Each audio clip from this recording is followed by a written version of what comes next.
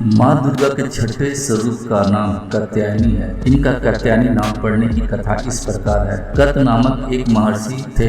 उनके पुत्र ऋषि कात्य हुए। इन्हीं कात्य के गोत्र में विश्व प्रसिद्ध महर्षि कात्यायन उत्पन्न हुए थे।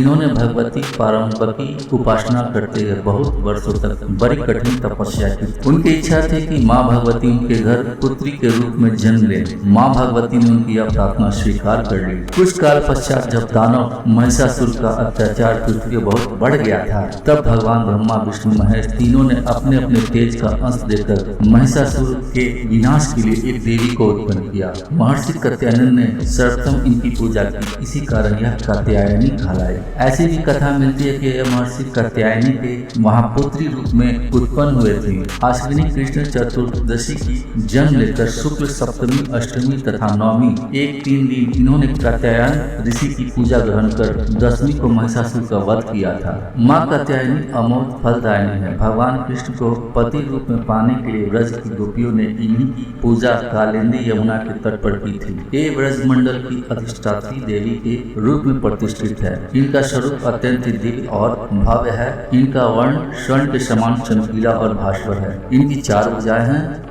माता जी का दाहिनी तरफ का ऊपर वाला हाथ अभय मुद्रा में है तथा नीचे वाला वर मुद्रा में। बाएं तरफ के ऊपर वाले हाथ में तलवार तथा नीचे वाले हाथ में कमल सुशोभित है। इनका वाहन सिंह है। दुर्गा पूजा के 6वें दिन इनके स्वरूप की उपासना की जाती है। उस दिन साधक का मन आज्ञा चक्र में स्थित होता है। योग साधना में इस आज्ञा चक्र का अत्यंत महत्वपूर्ण स्थान है। इस चक्र में स्थित मन वाले साधक माँ कात्यायनी के चरणों में अपना सर्वस्व निवेदित कर देते हैं।